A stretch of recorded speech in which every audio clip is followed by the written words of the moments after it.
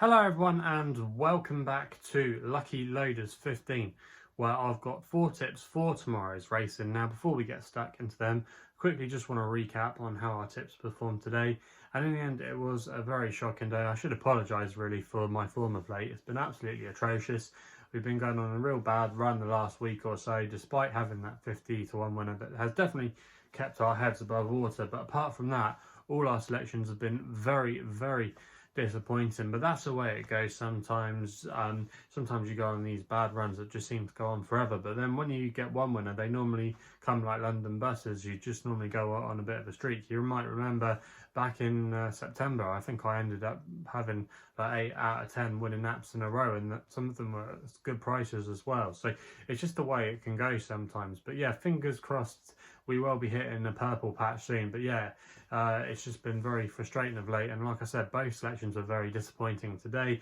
My nap lethal blast was well backed, but in the end just couldn't get into the race at all. Was a little bit quirky, a little bit sweaty before the off, and was actually a little bit weak just before the off too, but in the end just couldn't land a blow. Maybe that race caught up with her, as she had been on the go for a little while, so maybe she did have an excuse there.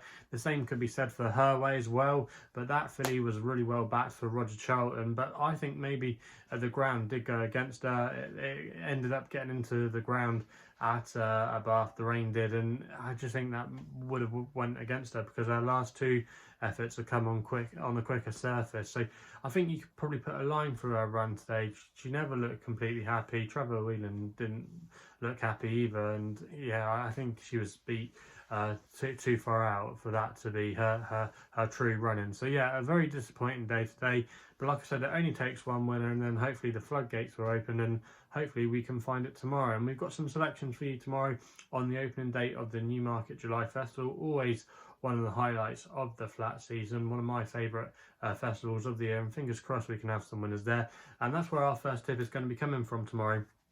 In the 225, I'm going to go here with one of my extra tips, and I'm going to go with Project Dante, which is currently available at 7-2 with bookmakers at the moment for Graham Lee and Brian Smart. Now the bookmakers know all about this horse. He was very well backed last time out in the Norfolk Stakes at Royal Ascot. You might remember I put him up as my each way selection in the race that day, and he ran on really strongly. He was a little bit unlucky. He was making up a lot of ground at the end, and was able to finish in 3rd place. It was good that we got the place money there, but yeah, he was maybe a little bit unlucky, but it was still a really good performance by him. That form has worked out okay because Go Bears Go, who was a gamble in that race in the Norfolk, has subsequently gone on to boost the form since, winning the Railway Stakes over in Ireland. So there's a nice bit of form to that. And I think stepping up in trip won't help his won't harm his chance at all, I should say. It's actually related to horses like Lauded and other sprinters that got up to 7 furlongs, so that shouldn't be a problem at all. If the ground does remain on the quick side, which I think it should do, currently described as good to firm, I think he'll take the world of beating, and I think he brings some of the best 2-year-old form into this contest. I think he's still lightly raced. We haven't got to the bottom of him at all, and I think he's a lively player in this race, and I think at 7-2 there's still a little bit of value left at that price. We then go to my long shot of the day, which is in the next race in the 3 o'clock, and I'm going to take a chance with an old favourite of mine here, Apollo 1, for James Doyle and Peter Shambolis. I think that's how you pronounce his name. I can never pronounce it, but yeah, this horse, Apollo 1, he's currently available at 18-1 with bookmakers at the moment, and SkyBet and William Hill are paying 6 places at those odds, and I'm going to recommend a 0.5 each way selection here. Now Apollo 1 is actually going to be making his handicap debut tomorrow, if you can believe it or not, off a mark of 100. But to be fair to him, he has been running in some decent races. He won here on debut last year when he caused an upset, so we know the track should play to his strengths, but he's been holding his own in some good company. He won on the all-weather, won a listed race, the Spring Cup, earlier in the year. He took on the elder horses last time out in a group race in a Group 3, so he definitely does bring some good form to the table, and I think off a mark of 100 here, he can be very competitive. He's drawn on the far side of the track. He's got high draw and stall 15, which won't be bad at all. He's dropping back and trip to 6 furlongs, which shouldn't be a problem. He likes to be handy, he likes to get on with things, and I think that style of racing in a competitive race like this can often suit. And Newmarket as well on the July course, it can sometimes be quite hard to make up ground. So on a track we know he's handled well in the past, ground in his favour, good form in the bag as well. I do think he's overpriced here, and the market might ignore him a little bit tomorrow, and he could drift out even to a bigger price. So I think Apollo 1 does have a really good each way chance in this field, and that's why he's going to be my long shot of the day. We then move on to my next best, which runs in the 4:10 at Newmarket, a listed race, and I'm going to take another chance with a favourite horse of mine, Maximal, for Ryan Moore and Sir Michael Stout. Now this horse has been running really well this season without winning. He finished second on his seasonal reappearance at Newbury in a conditions race, won by Hurricane Lane. That form subsequently turned out to be quite good, and Hurricane Lane obviously has boosted that form as well by winning the Irish Derby. He then went to Chester, where he finished second behind El Drama. Probably just didn't quite stay that day, but it was still a good effort.